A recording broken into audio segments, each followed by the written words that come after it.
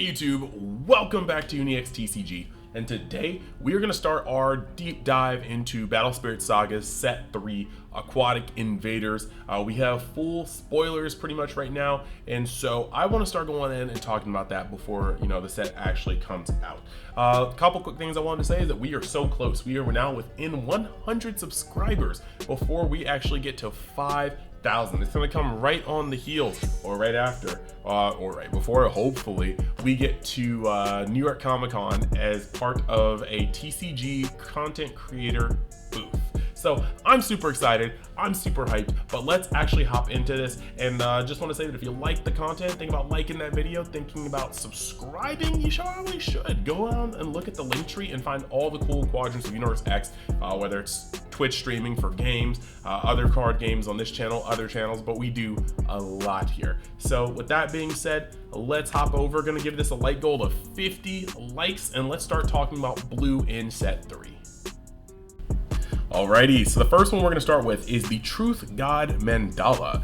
This guy is going to be an 8 cost 4 reduction, meaning it takes a minimum of 5 cores to play him out, and then his Wind Summoned effect says, level 1 or 2, if you spend a soul core as part of this spirit summoning cost, discard the top 3 cards of your opponent's deck for each Nexus you control, and then you can discard a maximum of 12 cards to the effect. And then for its level 2, when this spirit attacks, you may discard a spirit card with Crush to discard the top 6 cards of your opponent's deck. So in this game, you're starting off with a minimum of 50 cards. You draw 4 of them into your hand, the 5th one if you don't mulligan, and then 1 for turn. So realistically, you're starting at anywhere between 45 and 44 cards, and this guy is going to be able to discard over a 1/4 of that. That's crazy. It's crazy. More if he's able to swing with this spirit attacks, and there's not many cards in the game that's going to prevent him from swinging. So generally anywhere from I would say likely 6 cards off of this effect coming in. If you have 2 Nexus, it sounds like a reliable number.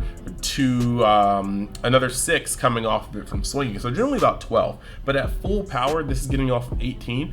Coming in at 1 core at 6k is an excellent place to be, getting you over things like, I don't know, Burning Force, getting you over things like, Volcanic Break will need the Soul Core, but it's also at our Lightning Vortex, sorry. It's also, is there a Volcanic Break?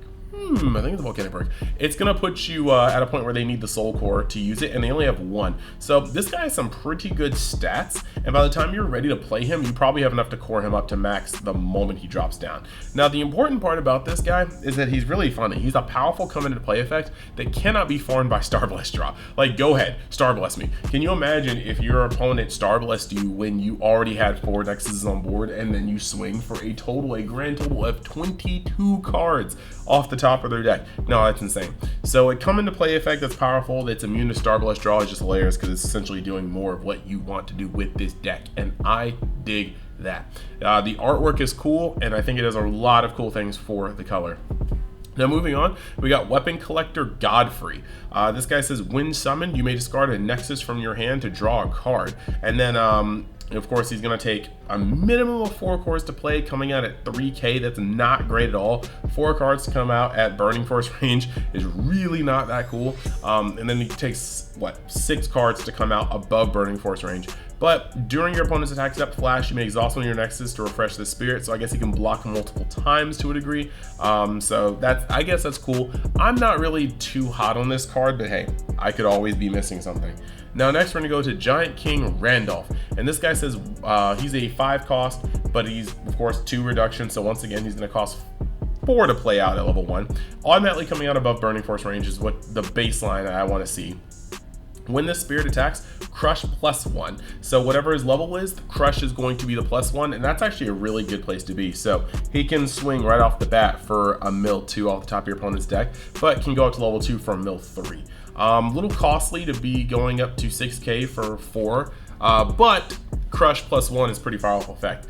Now on 1, 2, and 3, when the spirit attacks, for every level the spirit has, select one of your opponent's spirits that costs 3 or fewer and destroy it. I do think that effect is very, very powerful, and it's going to be able to hamper a lot of load to the body strategies.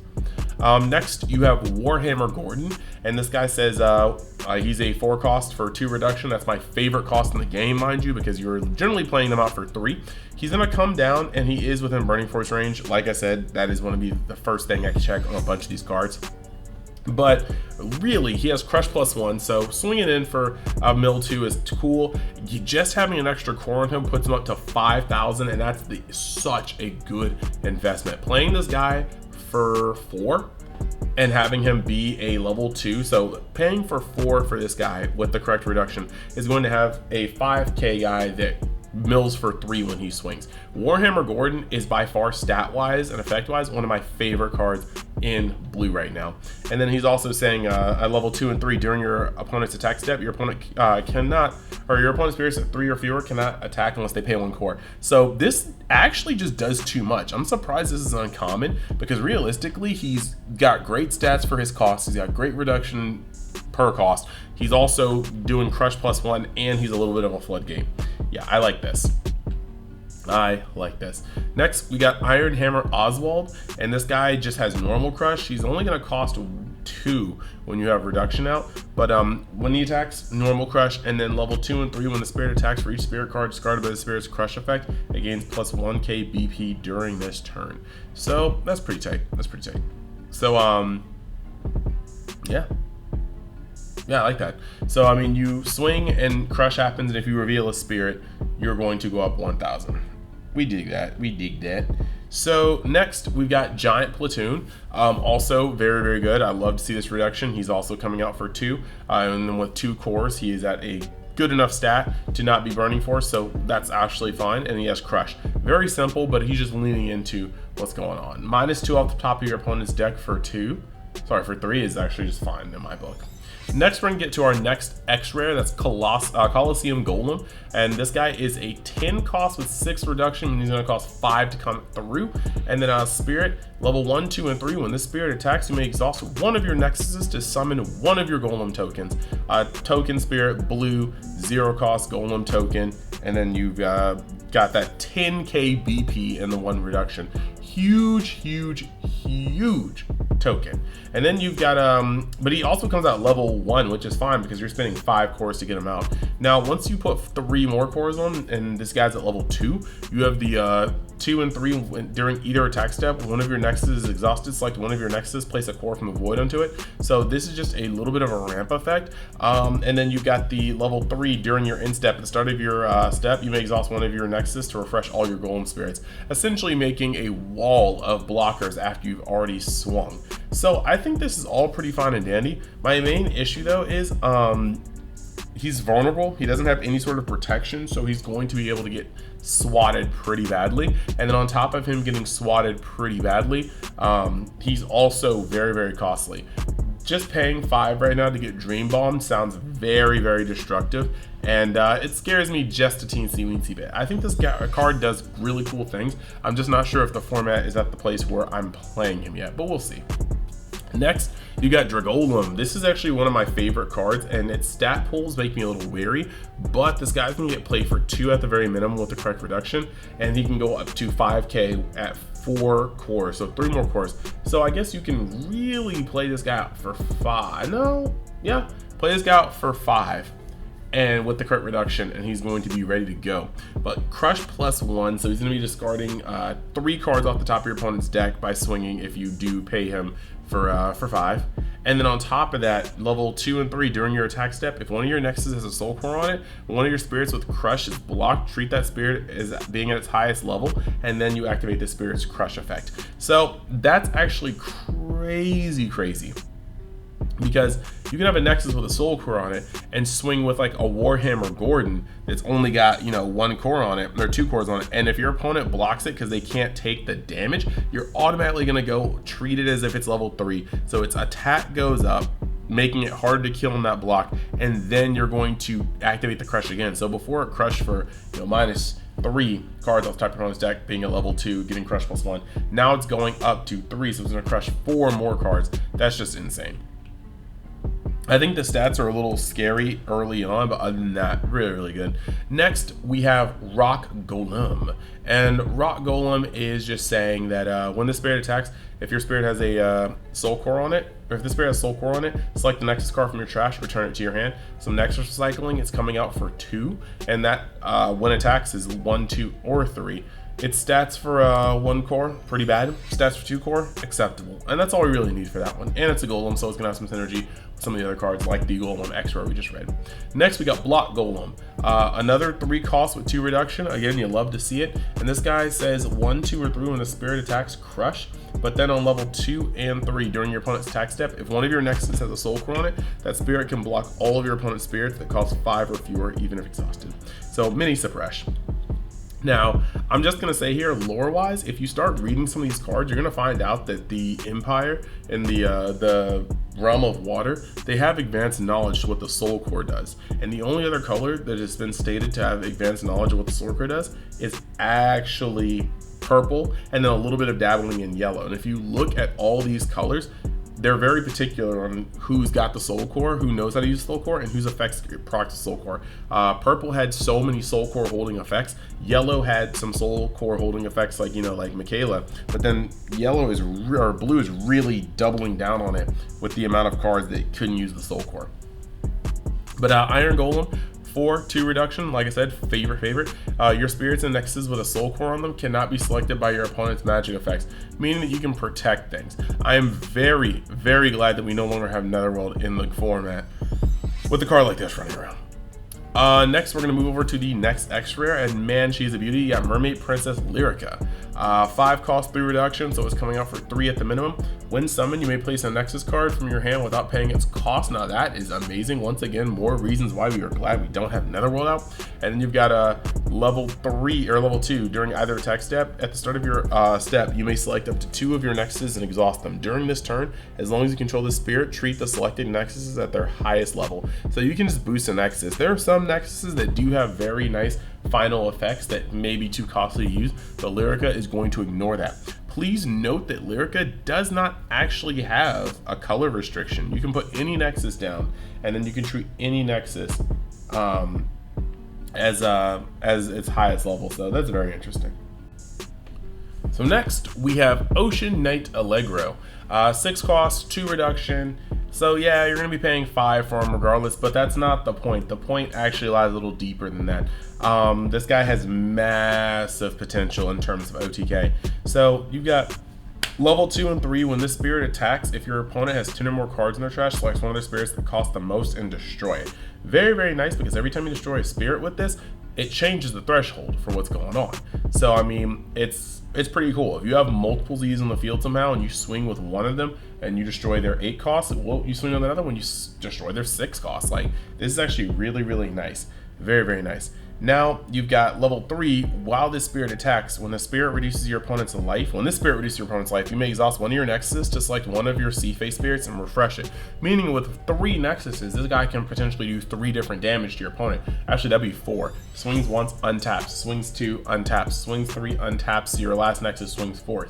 So this guy has amazing potential, and he will force your opponent to be in the you better have it status. If they don't have anything to block with and don't have anything to disrupt, this guy can literally solo your opponent's life. So be wary of that and run the correct defensive cards. Then the next card we have is Sea Lancer Subito, and this guy is out here saying he's a 4 cost, 2 reduction. Again, you already know how I feel about that. However, his stats are abysmal going up. He is not out of easy removal range until he is at level 3, which takes 6 cores on top of him. 1, 2, and 3 during either attack step. At the start of the step, you may exhaust one of your Nexus to treat the spirit as level 3 for this turn. That's at least pretty cool. So you'll just go into attack step and then just tap a Nexus, and he will not be small anymore. Now, when this spirit attacks, select one of your opponent's spirits that costs 3 or fewer and destroy it. If you destroy a spirit with this effect, discard the top 3 cards of your opponent's deck. That's actually a really, really, really cool effect. I also like the fact that this doesn't actually have to deal with any other C-Fae, so you could really just shove this in your War God deck and he would actually do something good. So yeah, good card. Now you got Golem Constructor, 5 cost, 3 reduction, so you're playing it for 3 at minimum. When summoned, you may select one of your Nexuses and destroy it to summon one of your Golem tokens. There is a Nexus that we're going to get to that when it's destroyed, you draw a card, and so this is going to have a little bit of synergy with that. Next, you got Deep Sea Fanatic. Level 1, 2, and 3, when summoned, reveal the top 4 cards of your deck. You may place a Nexus card from the revealed cards to the top of your deck. Return the remaining cards to the bottom of your deck in any order. You may never see those cards again. This is Battle Spirits, it's not Dragon Ball, so you don't just draw through your entire deck. deck, but this is going to be cool. If there's ever a Nexus turbo strategy, the fact that this doesn't say blue Nexus, this is just a good card to fish. It has minimal reduction, but in a card that could be splashing all your other decks, who really minds? This is either going to be a 4 cost or this is going to be a 3 cost, but either way, you're trying to search for those Nexuses. Next, you got Cthulhu Shark. This is an extra, and this is actually one of my favorite cards coming out of this color. You got 6, 1 reduction, so you're paying 6 or you're paying 7, regardless. But as an additional summoning cost, you must destroy one of your Nexuses.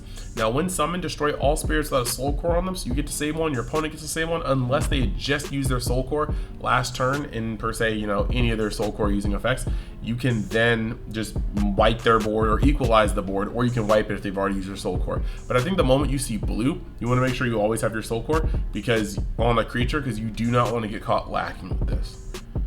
Then on level 3, when the spirit attacks, when a spirit destroys one of your opponent's spirits by comparing BP, select the Nexus card in your trash, place it without playing its cost.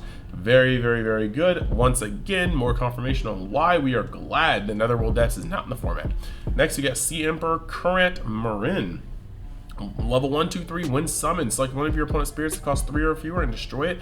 Lots of Lobby hate. And then you've got level 2 and 3, during your opponent's turn, all of your spirits with no effects listed are treated as their highest level. This makes vanilla beatdown potentially a thing, and is also a 6 cost with 2 reduction, making it going to be a 5 cost essentially when it comes to your effective course.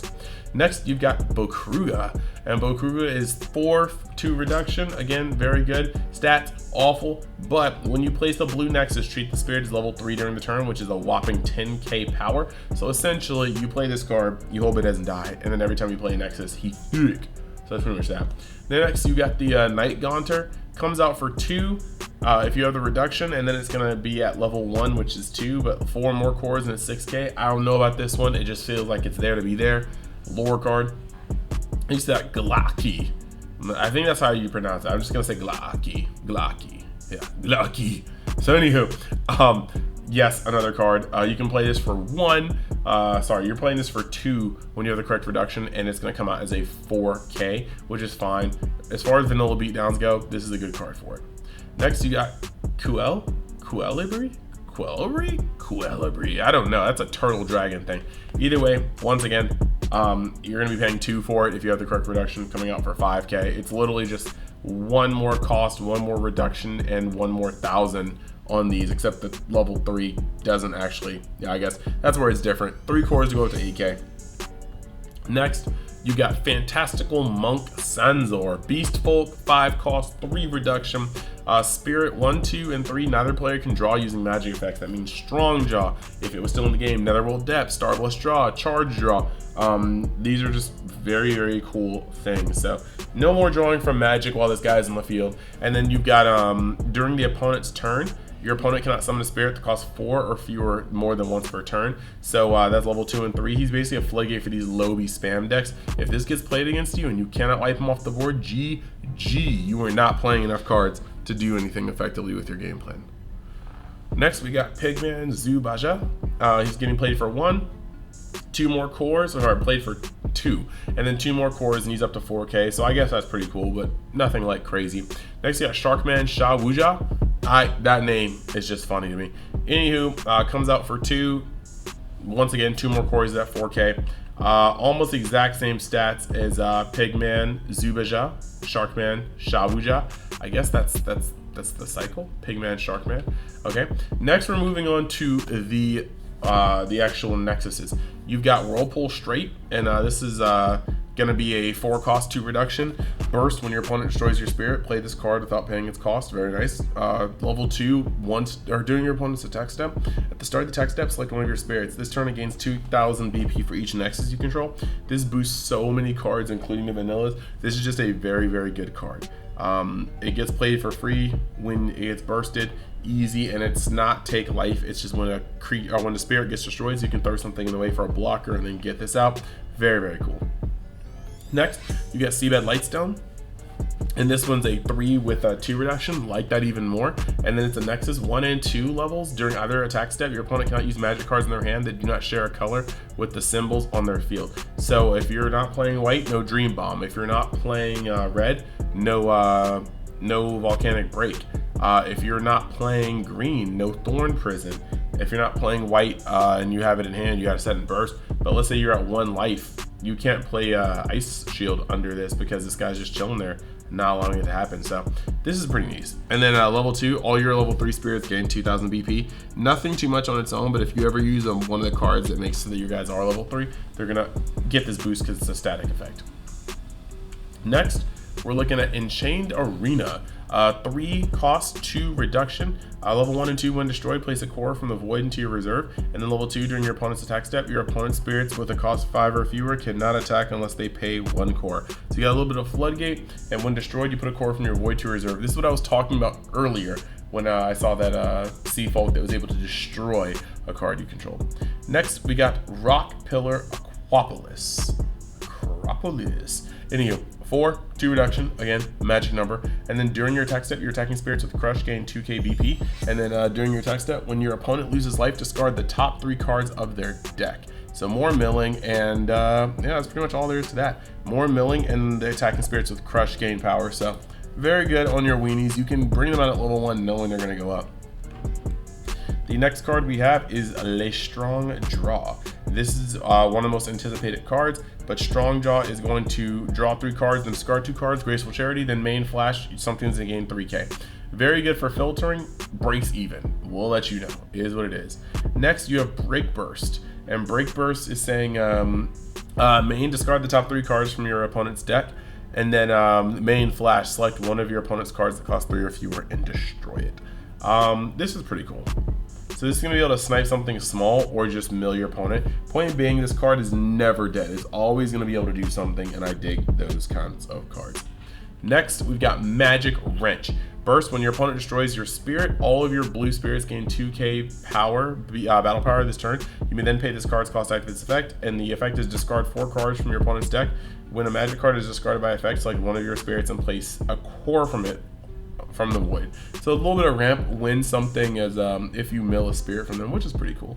Then you got Muscle Charge, and this is the final card we have to go over for blue here. Muscle Charge, 5 cost, 2 reduction, and flash, all of your War God spirits are treated as their highest level during this turn. Very, very nice. Very, very good, and it actually really just gets there. Now granted, you have to have a full board for this to work, and if you are already able to use this card, you probably were able to win without it. So I do think this card's a little superfluous. I think it's going to be really fun to get this off on your opponent and then be able to go off, but I do think that if you can capitalize off this card, your board was already toasty. So that's just me. Now let me know what you guys think about these blue cards. I'm very much excited to see blue. I think it's going to shake up the meta because I think that blue should play very, very, very well into white, and I'm just looking forward to seeing what we do next with this format. So let me know in the description what color you'd like me to break down next, and I will go based off of your suggestions. So yeah, and also in the comments, let me know what you think of blue color so far. I think it's just pretty stellar. Great start to a set, and unlike green, I think blue can hold its own as its own color starting out with this new set. So yeah, thank you guys. I will see you guys in the next video, and as I said before, like the video if you liked it, comment if you have something to say, and if you want to join the Unix fam, hit that subscribe button. Thanks, and you guys have a great day. Later.